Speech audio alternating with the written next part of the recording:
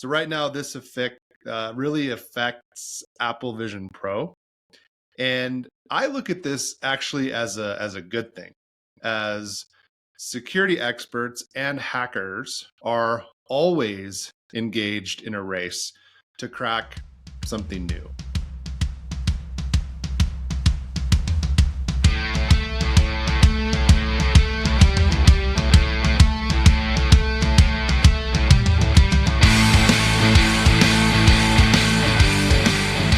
Hey everybody, I'm Brad Bussie, Chief Information Security Officer here at E360.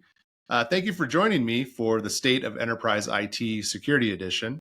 This is the show that makes IT security approachable and actionable for technology leaders.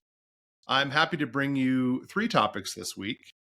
First, we're going to talk about an MIT Ph.D. student that has identified a vulnerability inside of the Apple Vision Pro, just days after release. The second topic, we're going to talk about Clorox and the cyber attack that they suffered late in 2023, which caused right around $50 million in expenses for the organization. And then we'll talk about CloudFlare, and they're addressing a Thanksgiving 2023 security incident. So with that, let's get started. So first topic, the MIT PhD student that I would say, I don't know if you would consider this a hack, the Apple Vision Pro, but it was just days after release. And what it did is it reveals some potential jailbreaks and malware threats. So the PhD student, he specializes in microarchitecture security. So if there's somebody that if I were Apple, wanted to look at my stuff, it would probably be this guy. And he identified a kernel vulnerability in Vision OS, found that it was exploitable, and then able to facilitate jailbreaking the device. And that just allows for creation of malicious software to be consumed by the hardware. So right now, this effect really affects Apple Vision Pro. And I look at this actually as a good thing, as security experts and hackers are always engaged in a race to crack something new. If it's an operating system, if it's an application. Granted, I mean, I like this stuff to be identified before the product or app hits the market, but this is honestly why Apple and other large companies have a bug bounty program. And if this turns out to be the way that it looks, I mean, this MIT student could be getting paid, or what I think may happen is he might have a job offer once he's out of school, because finding this kind of stuff before a cracker or a hacker, that's the game. Honestly, I'm not super worried about this one because Apple has a pretty solid track record of patching vulnerabilities and exploits fairly quickly. That could be debatable, but I think this one isn't going to be as big of a deal because they caught it early. Second topic of today, we're talking about Clorox, and they suffered a cyber attack that caused $49 million in, they're calling it expenses. So for those of you that don't remember, or if you just need a refresher, Clorox suffered a cyber incident back in, it's like August, September of 2023. And it's rumored that this attack was conducted by Scattered Spider. They specialize in social engineering attacks to breach a company's network. And I'm sure you've heard of them. They were linked to MGM, Caesars, DoorDash, and Reddit, all of those having suffered security incidents or breaches, depending on how you look at it.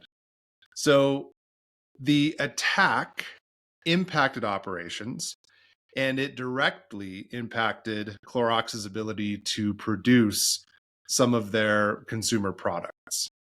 And I'm sure you're asking, wait. I bet they had cyber insurance. And I bet that helped offset some of the costs. But that said, you still end up having to pay for some things that the cyber insurance doesn't cover. So parts of the incident response, third-party consulting services, IT recovery and forensics experts, and then there's incremental operating costs. And those are things that really stemmed from the disruption to the overall business. What's interesting is they're still working to recover from this attack. And I always like to give you something to think about. And that's really the whole purpose of a show like this is the hindsight is 2020. So being able to go back and look at something, and this isn't intended to throw shade on anybody. Really, this is just intended to help us prevent the next incident or breach. So what would I suggest those that are out there in the manufacturing business, or honestly any business, what would I suggest you do? So I would say first and foremost, conduct a risk assessment.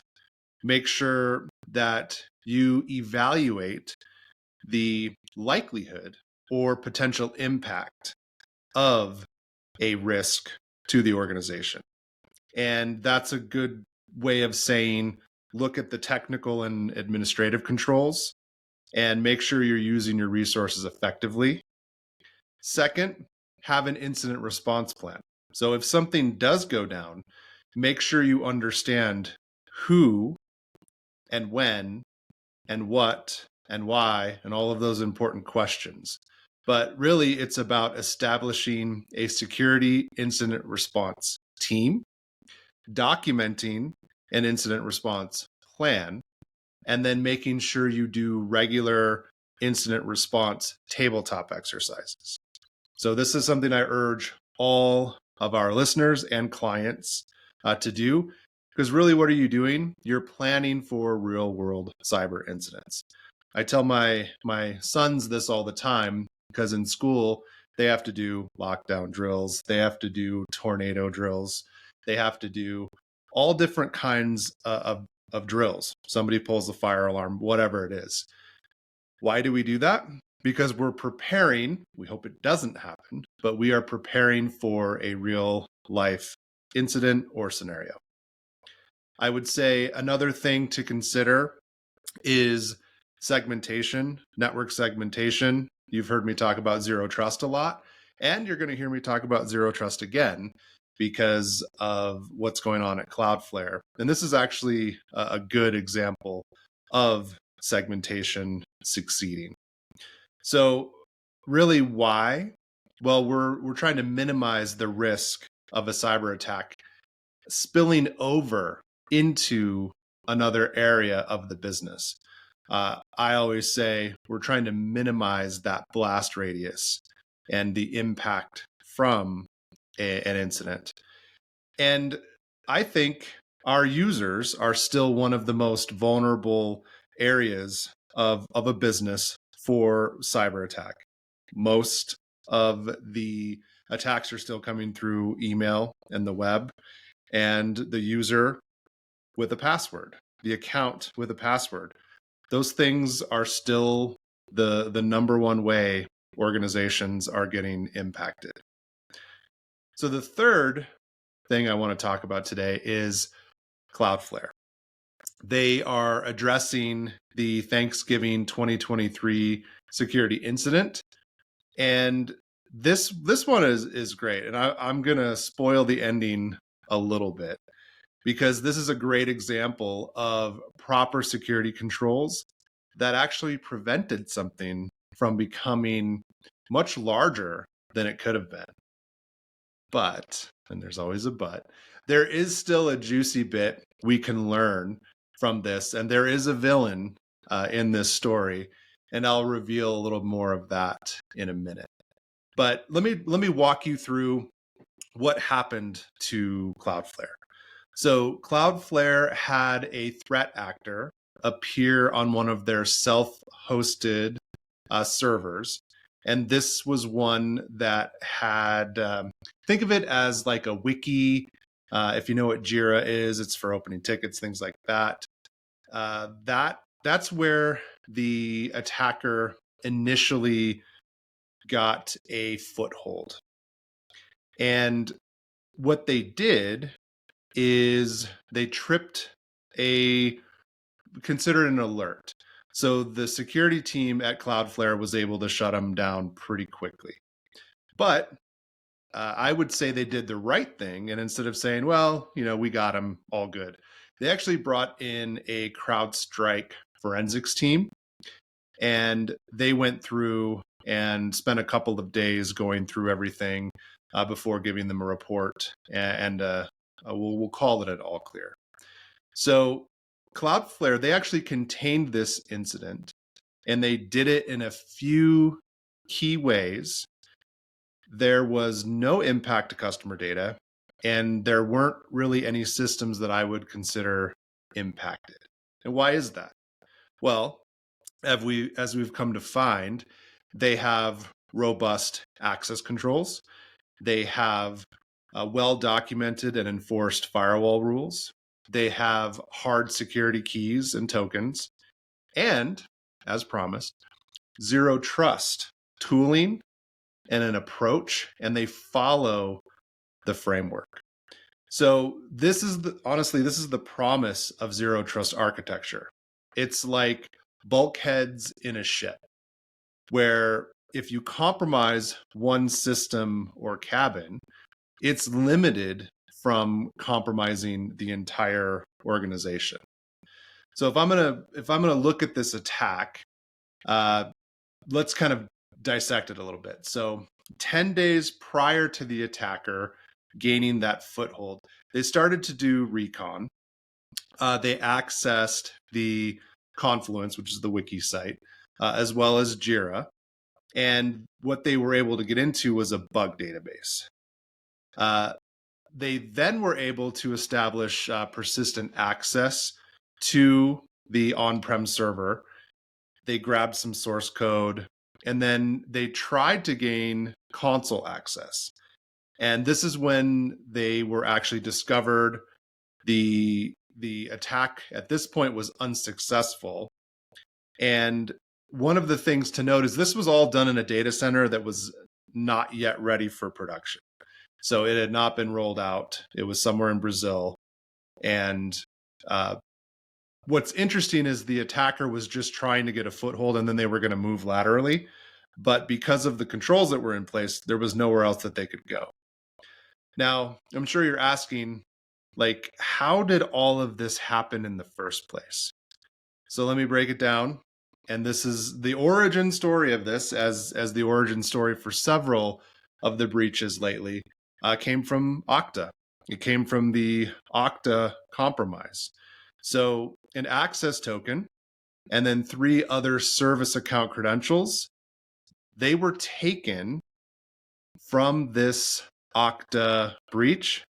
And it's good that Cloudflare admitted this. They said, hey, these were impacted, and we failed to rotate the credentials after the Okta compromise in October of 2023. So what does that mean?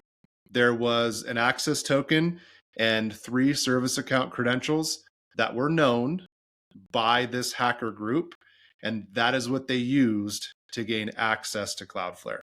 So if I'm looking backwards, what should have happened after the Okta breach is all service accounts and all user accounts, anything having to do with either an access token or service account, all of those credentials should have been rotated. All passwords should have been changed. We should have reissued everything.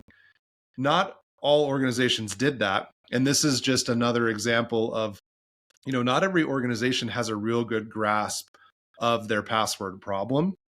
And service accounts are one of those things. If you've ever been an administrator, the thought of cycling a service account password is kind of terrifying, because sometimes you're not even sure where that service account is actually being used. Maybe it's on a service itself. Well, you go in, you reset that password, you change the password in the service, and you try to restart it. Maybe it doesn't come back up. And then you find there was actually a hard-coded password somewhere else in an application. I mean, there's just a lot of crazy stuff that happens and continues to happen. But this is just another example of it's a password again that is leading to these compromises. Now, what I want us all to take away from this is that Cloudflare is doing something that I think any organization that's been through an event like this is doing. They're calling it code red, which means remediation and hardening of their entire environment. This, everyone, is the right response. It's a solid after action review, a solid plan, and they're updating their clients on what they're doing. So a side note for Okta, this is something that they as an organization could learn from, and really making sure that their clients, partners, and overall user base understand what's being done after the breach and after the security incident, and what is going on to prevent something like this from happening again. So this is a thank you from me to Cloudflare, and it's the way that they're handling this. So not only are they going through the after action and leveraging code red, but they are publishing the indicators of compromise to help others identify if they've had a potential impact in a similar manner by the attacker. So they're showing, what did the attacker initially do when they were establishing their foothold? What did they access? What did they try? And what we found in previous attacks is the attackers generally follow the same script. So if we can pull these IOCs, or these indicator of compromises, into our early detection systems, we prevent the next breach before it even gets started. So something to think about. And thank you for tuning in, and we will see you next time.